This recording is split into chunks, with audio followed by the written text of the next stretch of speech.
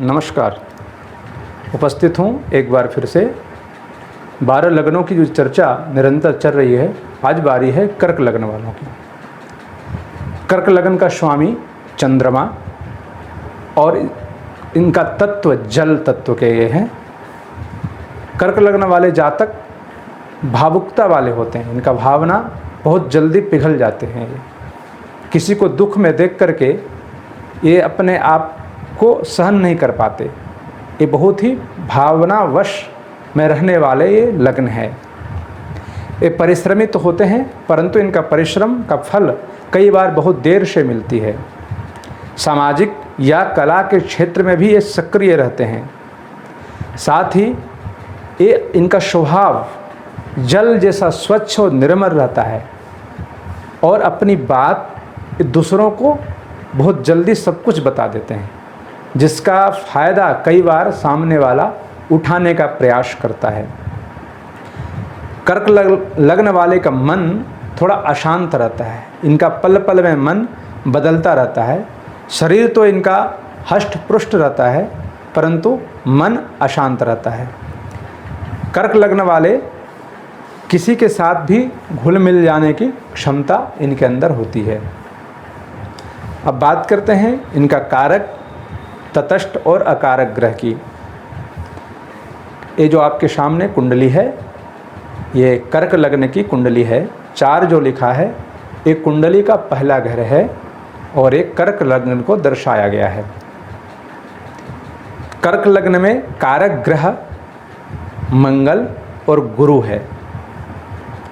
तटस्थ ग्रह सूर्य, स्वयं एक चंद्रमा और शनि है, और मारक ग्रह बुध और शुक्र है।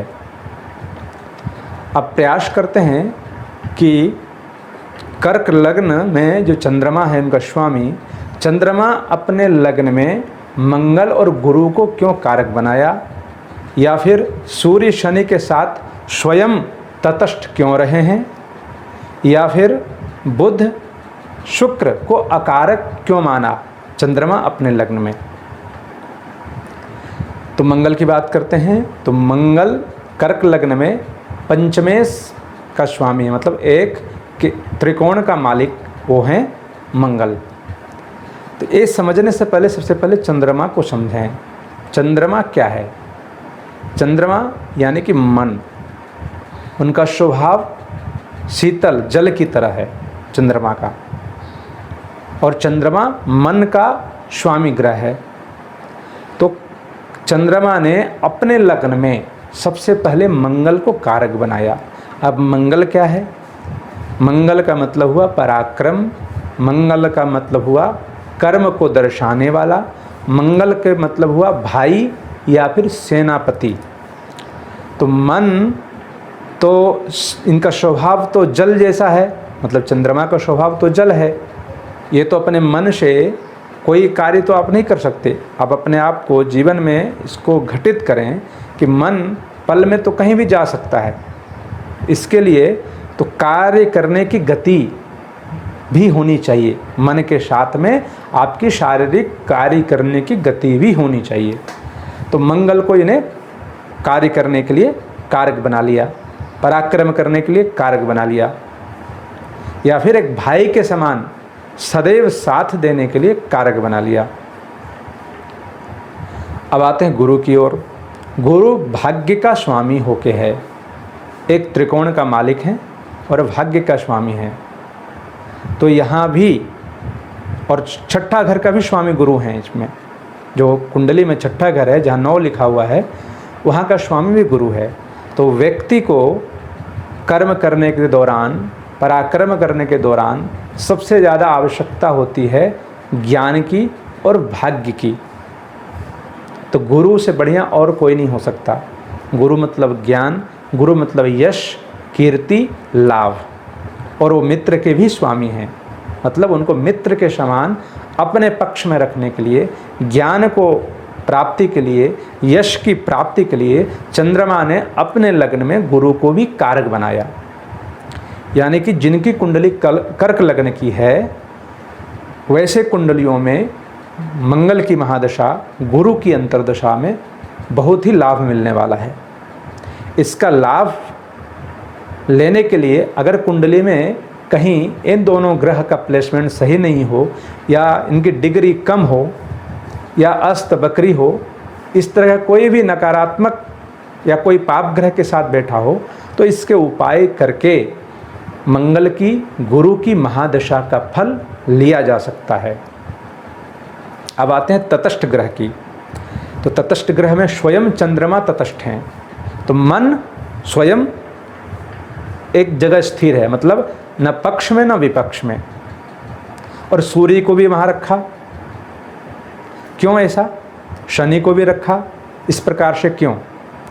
तो जैसे चर्चा चल रही है कि चंद्रमा मन के स्वामी हैं, तो मन कहीं भटकाव ना हो जाए, कहीं गलत निर्णय ना हो जाए, इसलिए सूर्य को उन्होंने अपने साथ रखा। सूर्य का अर्थ होता है बुद्धि, सूर्य का मतलब होता है पिता। तो अनुशासन में रहने के लिए, बुद्धि के साथ आगे बढ़ने के लिए चंद्रमा ने अपने लग्न में सूर्य को भी अपने साथ रखा। अब आते हैं चंद्रमा का दूसरा तटस्थ ग्रह शनि। तो शनि का अर्थ होता है न्याय, शनि का अर्थ होता है दास। ये दास कारक या न्यायाधीश ग्रह हैं। तो जब अपना मन के लिए बुद्धि सूर्य साथ में है, तो और हमको क्या चाहिए? तो मुझे चाहिए कि भाई सेवा करने के लिए लोग रहे, न्याय दिलाने के लिए एक व्यक्ति ऐसा रहे जो कहीं भी जूझ सके, हर परिस्थिति को जूझे, हर परिस्थिति को समझे और हमारे पक्ष में हमारा पैरवी करे। तो शनि को भी उन्होंने अपने साथ में तटस्थ रखा। अब कुंडली में देखते हैं, शनि सप्तम भाव का स्वामी है, एक केंद्र का मालिक है शनि कर्क लग्न वाले कुंडली में। तो अष्टमेश का दोष कर्क लग्न वाले को शनि का नहीं लगेगा। सूर्य भी यहाँ पे द्वितीयेश हैं, दूसरा घर का स्वामी है। तो चंद्रमा सूर्य बुद्धि और पिता को अपने साथ रखा अनुशासन में रहने के लिए। एक न्याय दिलाने के लिए एक व्यक्ति अपने पास हमेशा रहे, आपके हर परिस्थिति में आपका साथ दे, इसके लिए शनि को अपने साथ तटस्थ में रखा। अब यहाँ चंद्रमा ये दो ग्रह को तटस्थ में रख के बुध और शुक्र को अकारक बनाया। अब ये क्या कारण रहा कि बुध और शुक्र को अकारक बनाया? शुक्र तो यहाँ एक केंद्र का मालिक है, चतुर्थ घर का, और आय का स्वामी भी हैं, और बुध द्वादश का स्वामी है और साथ में पराक्रम का स्वामी है। मन या माँ, चंद्रमा की जो ज्योतिष शास्त्र में संज्ञा दी गई है, तो अगर यदि शुक्र को साथ में तटस्थ या कारक बना के रखते, तो शुक्र तो विलासिता का ग्रह है, शुक्र तो स्त्री कारक ग्रह है।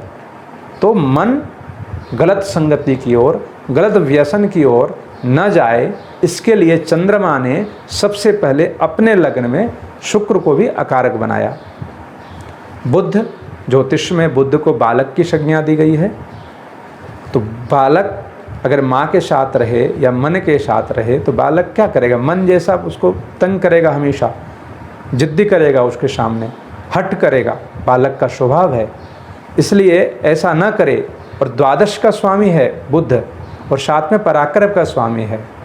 तो हमेशा बुध जो है चंद्रमा को अपना काम करने को कहेगा, कुछ न कुछ हट करता रहेगा, या फिर व्यर्थ में खर्च कराएगा, अच्छे कर्मों में मन नहीं लगाएगा, या फिर हमेशा पराक्रम करने के लिए उसको उस्काते रहेगा। तो इसके लिए बुध को भी अपने लग्न में चंद्रमा ने अकारक बना दिया। तो जिनकी भी कर्क लग्न है, उस ऐसे कुंडलियों में महादशा, अंतरदशा शुक्र या बुध के रहे, तो उनको विशेष सावधानी रखनी चाहिए। इस दौरान आपको गलत संगति, गलत व्यसन या इस प्रकार से कोई गलत दिशा की ओर ले जाएगा जो आपके लिए हितकारक नहीं रहेगा। उसी प्रकार से बुध व्यर्थ में खर्च कराएगा, जहां आपकी ज़रूरत न हो बोलने की, वहां भी अपने पराक्रम को प्रदर्शन करने के लिए बुध आपको उकसाएगा। तो महादशा अंतर्दशा में कर्क लग्न वाले विशेष सावधानी रखें। अब यहाँ हम मेष, वृष, मिथुन, कर्क चौथा लग्न की चर्चा यहाँ चल रही है। इसके बारे में जो विशेष बातें आपको बता रहे हैं, इसमें राहु केतु का मैंने कहीं जिक्र नहीं किया, इससे पहले 3 लग्नों में भी नहीं किया और आज भी नहीं कर रहा हूँ। लेकिन यहाँ स्थिति को साफ करना आवश्यक है कि राहु केतु की कोई कारक अकारक नहीं है, वो एक छाया ग्रह है। वो जिनके साथ बैठा रहे वैसे ही गुण को ग्रहण करते हैं। अच्छे ग्रह के साथ हो तो उनका गुण ग्रहण करके आपको अच्छा फल देगा, या गलत ग्रह के साथ में हो, गलत ग्रह की दृष्टि हो तो वो नकारात्मक फल दे सकता है आपकी कुंडली में। इसी कारण से मैं राहु केतु को इनके साथ में नहीं, किसी भी प्रकार से कारक अकारक नहीं माना है ज्योतिष शास्त्र में।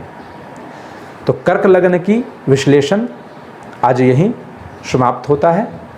अगली बार फिर सिंह लग्न के साथ में उपस्थित रहेंगे आप सभी के सम्मुख। तब तक के लिए नमस्कार।